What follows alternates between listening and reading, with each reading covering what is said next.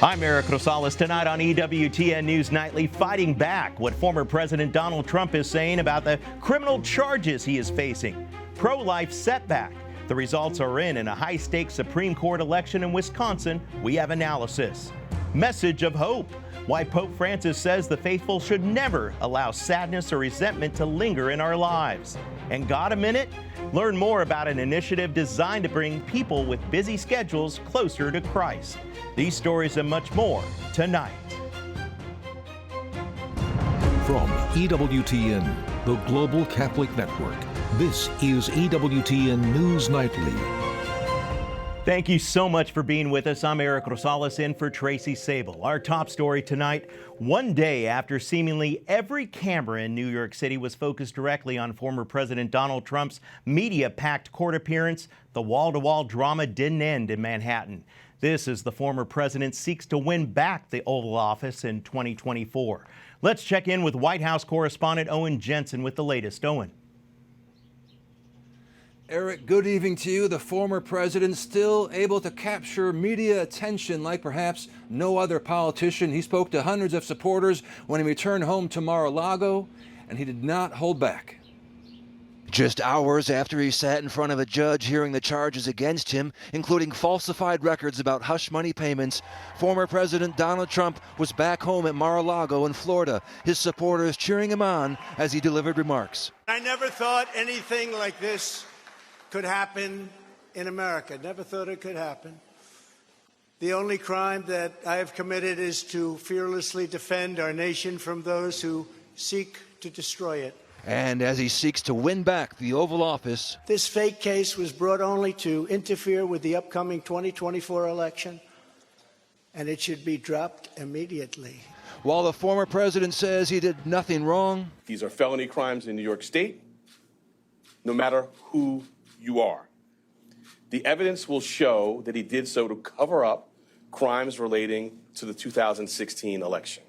Meanwhile, U.S. Secretary of State Antony Blinken said he has no doubt that Russia has wrongfully detained Evan Gershkovich, the Wall Street Journal reporter arrested on spying allegations. Still, the priority of his case and how it's handled by the U.S. government has yet to be determined. And in the press briefing room, our thoughts are with Evan's family, and again, this is a priority for this president. Also today, President Biden writes an op-ed marking the Jewish celebration of Passover, while reminding Americans that, according to the FBI, more than half of religious hate crimes in America in 2021 targeted Jews and were motivated by anti-Semitism. Also tonight, we're learning that next week, President Joe Biden will travel to the United Kingdom and Ireland, in part to help mark the 25th anniversary of the Good Friday Accord. The agreement helped end decades of deadly sectarian violence in Northern Ireland. At the White House, Owen Jensen, EWTN News Nightly. Thank you, Owen. Folks, take a listen to this next story. Officials in Washington state have purchased 3 years' worth of abortion pills. This is a court ruling could soon limit the pills' availability. Democrat Governor Jay Inslee says he authorized the purchase of 30,000 doses of medical abortion pills at a cost of nearly $1.3 million. The move is in response to a lawsuit brought by a Christian group in Texas that seeks to revoke or suspend the FDA's approval of the pill. The ruling is set to have an impact nationwide. A Democrat-backed judge wins a high-stakes Wisconsin Supreme Court case. This means that the first time in 15 years there will be a liberal majority of justices. This as the court is set to consider major cases on abortions and voter rights. Milwaukee County Circuit Court Judge Janet Protasewicz defeated conservative Dan Kelly. The new court is expected to decide a pending lawsuit that challenges the state's 1949 law banning abortion. The newly elected judge made the issue a focus of her campaign. She wants support of Planned Parenthood and other pro-abortion groups. And joining me now is Caitlin Connors, Southern Regional Director at the Susan B. Anthony Pro-Life America. Caitlin, always a pleasure to talk to you. Let's start with this Wisconsin. You know, this was an election, high-stakes case, and the outcome is not good for pro-lifers, correct? Yeah, well, thank you so much for having me on. And I appreciate the time and being able to talk with you. But you're right. This is certainly disappointing, these results that we were seeing out of Wisconsin last night. What I would like to highlight, though, is the amount of spending done in this race. $42 million spent overall, which makes it the most expensive court race in national history. And a third of her advertising, Janet Protasiewicz's advertising, was on abortion.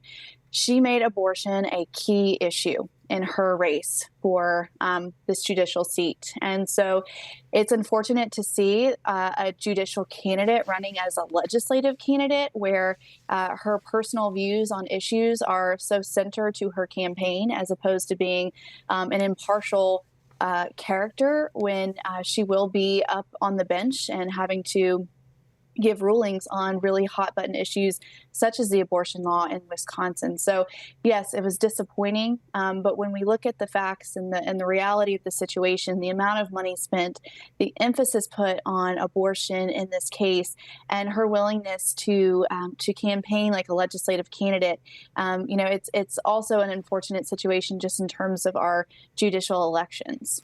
We also wanted to ask you about the good news coming out of West Virginia's governor, who recently signed a measure to help support mothers during pregnancy and even after a child is born. What can you tell us about this bill?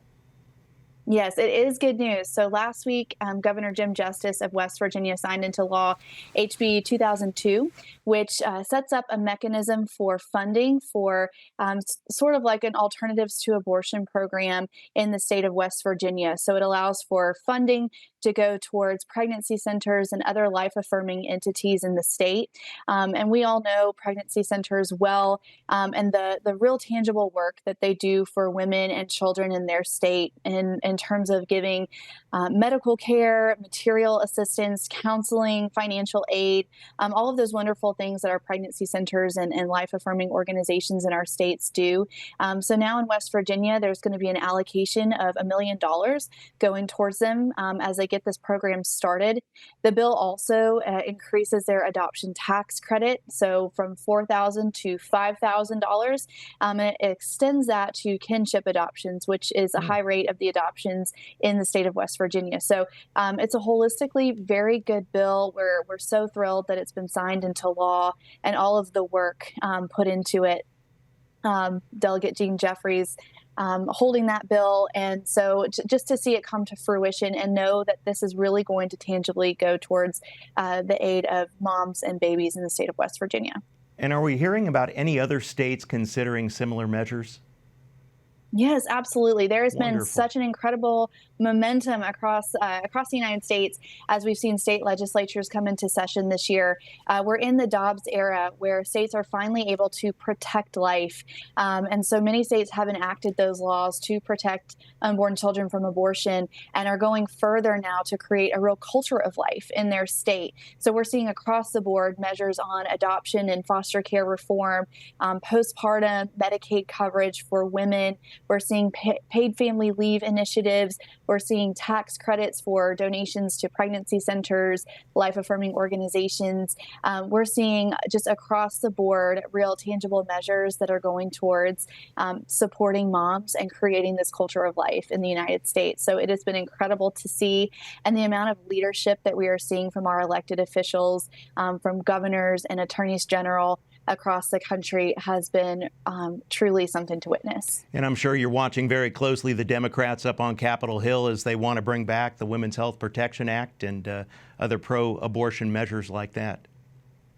Yeah, we have to continue to be diligent in our fight. Obviously, prayer is so important in this effort and the spiritual warfare that we're seeing at the state level and at the federal level. So we continue to fight for that, to just educate the public on the truth of the pro-life movement, how we are pro-woman, and these pro-life safety net policies we're seeing enacted across these different levels of government across different states are only a testament to that. So we want to continue to drive home that message and show, the entire electorate that the pro-life movement is pro-woman, and we are working actively to fulfill that. Well, Caitlin Connors, Southern Regional Director at Susan B. Anthony Pro-Life America, thank you so much. We appreciate your insight. Absolutely. Thank you. In other news, Congress has taken its first steps to crack down on organ harvesting by foreign countries. The House passed a bill aimed at China, which experts say targets healthy minority groups for organs. Congressman Chris Smith, the bill's sponsor, tells me that the victims are Catholic, Uyghurs, and other religious minorities held in prison camps. You know, these victims they're helpless. The Chinese police, the secret police, show up, they grab them, and this is not something where they come in, there's no volunteerism here. It's completely coercive, and then they strap them down and they take their organs. Congressman Chris Smith estimates that every year China murders between 60,000 to 100,000 young victims, average age 28, to steal their organs or to use them for transplants or even sell them. His bill, the Stop Forced Organ Harvesting Act, requires the State Department to report on forced organ harvesting and trafficking, imposes sanctions for people funding organ harvesting or trafficking, imposes criminal penalties and imprisonment, and bans persons engaged in organ harvesting from entering the U.S. The State Department can also deny a passport to an American convicted of buying or selling harvested organs. Just before the vote, Congressman Smith told his House colleagues that Congress must act decisively. State-sponsored forced organ harvesting is big business for Xi Jinping and the Chinese Communist Party, and shows absolutely no sign of abating, which is why we and the rest of the world needs to step up, particularly the democracies of this world. And by the way, Congressman Chris Smith's bill did pass the House. It now moves to the Senate for committee hearings and floor action. Meanwhile, in other news up on Capitol Hill, House Speaker Kevin McCarthy and a bipartisan group of lawmakers, they're meeting with Taiwan's president in California.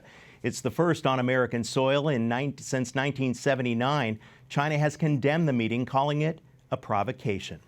A new report says a bishop has been installed in China without the Vatican's approval. Asia News says that the bishop is now the head of the Diocese of Shanghai. The move was made by the Council of Chinese Bishops, which is sanctioned by the Communist Party. The Holy See has not commented on the story. We'll keep it right here on EWTN News Nightly. Listen to this, a closer look at the faith-based initiative for those with busy schedules, and how the faithful in Nicaragua are celebrating Holy Week amid government restrictions.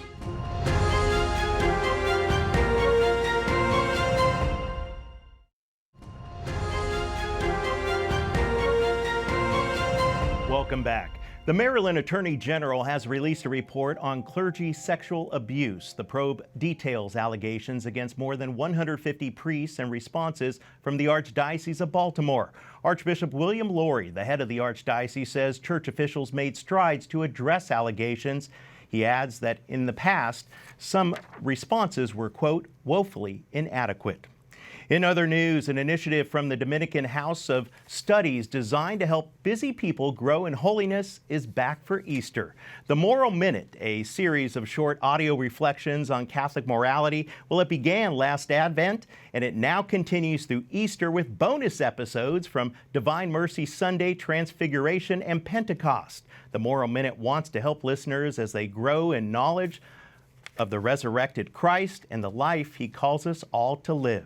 And joining us now in the studio is the host of Moral Minute, Father Thomas Petri, president of the Pontifical Faculty of the Immaculate Conception. Father Petri, thank you so much for joining us. It's always great to be here, Eric. Thank you. I tell you what, you started this Moral Minute during Advent, and now you're continuing it during Lent and Easter, and this thing is just growing. Folks, if you haven't heard this is amazing stuff. Well, thanks, Eric. St. Dominic founded the Dominican order 800 years ago to bring clarity where there's confusion, especially about the gospel and about Jesus Christ. And Dominicans were always looking for any avenue to preach and to teach. And so the Moral Minute was a series we began in Advent just to deliver 1-minute daily reflections to people's inboxes every weekday.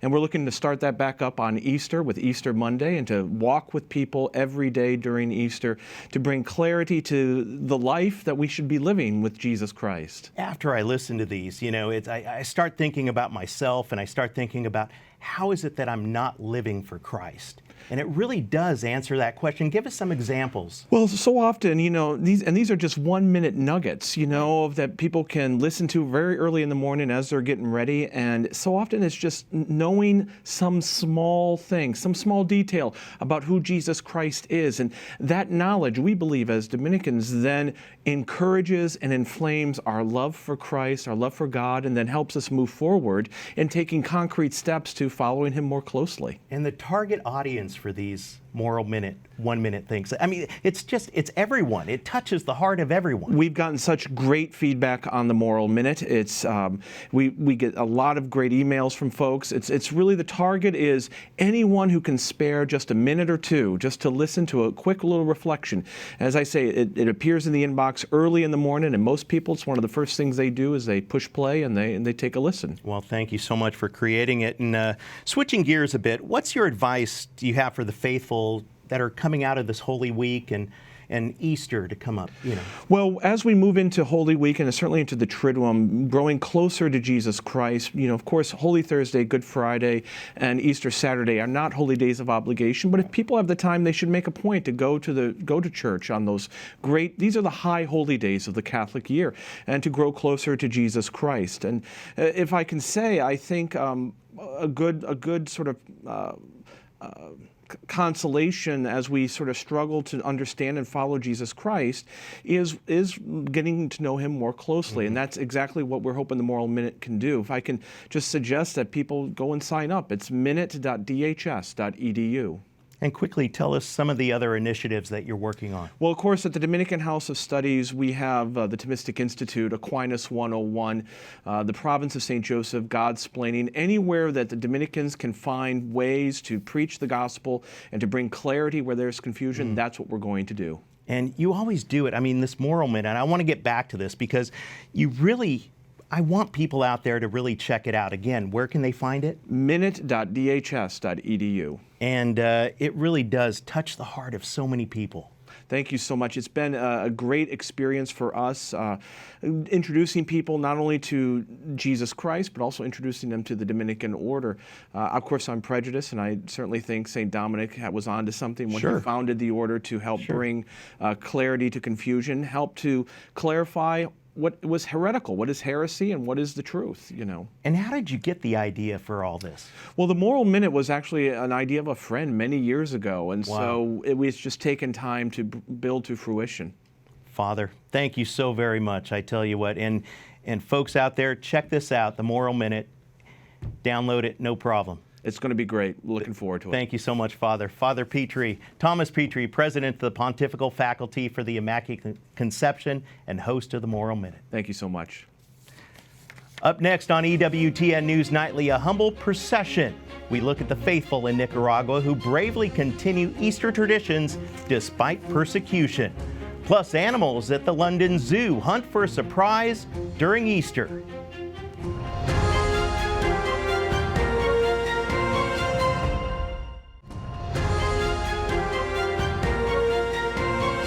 Hundreds of Catholics in Nicaragua celebrated Holy Tuesday procession despite restrictions imposed by the Ortega regime. Take a look.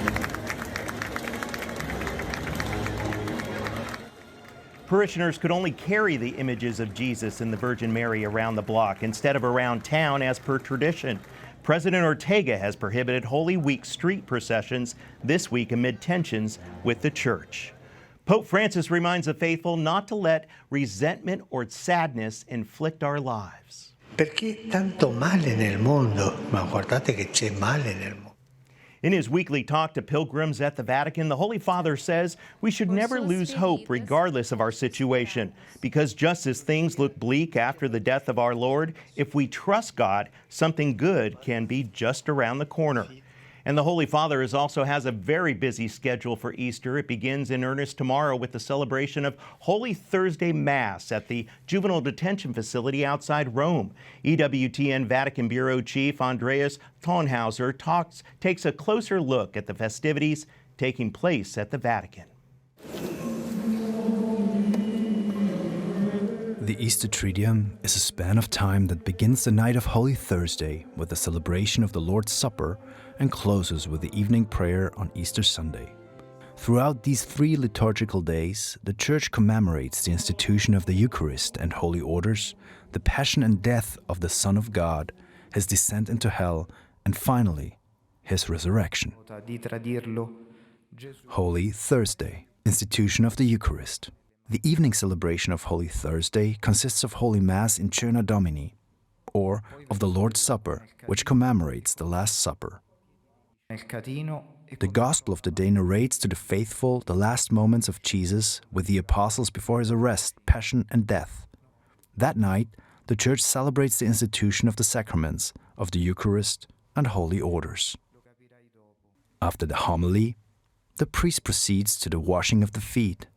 That commemorates the gesture that Jesus completed before announcing to the apostles his betrayal by one of them.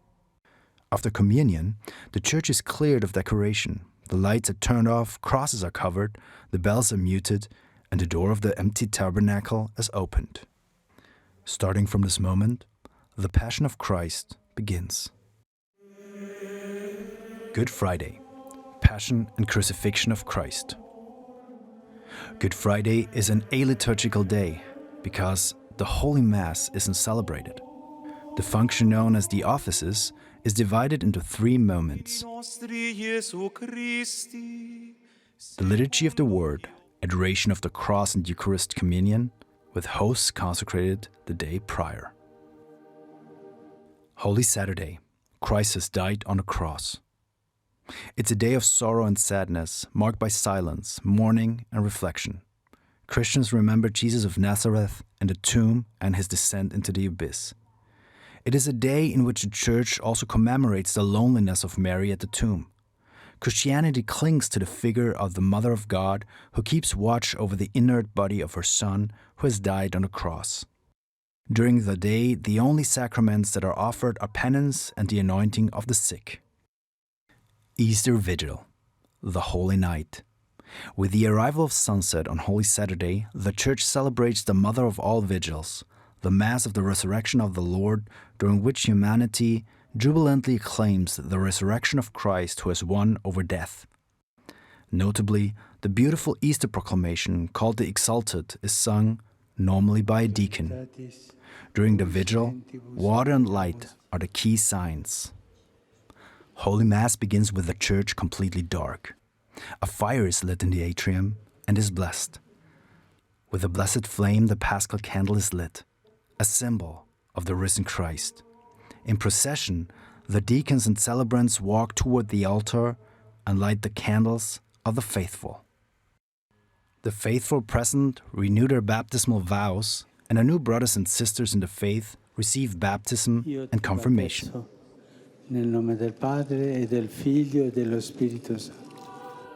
Finally, the Eucharistic liturgy is celebrated.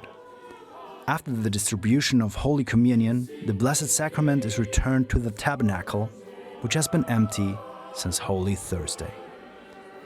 In Rome, Andreas Thonhauser and Matteo Ciaffi, EWTN News Nightly. Absolutely beautiful images there, the true reason for the season. Well, finally tonight, a story that might put you also into the Easter spirit. Take a look at the animals at the London Zoo as they celebrate Easter this year with their very own Easter egg hunt. Yeah, these little tiger cubs sniffed a cinnamon trail to find hidden cardboard eggs, while meerkats dug through sand to find little eggs filled with moss and insects. The hunt helped the animals practice their foraging and hunting skills. Well, they also gave people quite a treat there at the zoo. Absolutely gorgeous animals. Want to thank you so much for watching tonight. Remember, you can follow us on social media, Facebook, Twitter, and Instagram at EWTN News Nightly. I'm Eric Rosales. Have yourself a blessed day. Happy Easter, and God bless.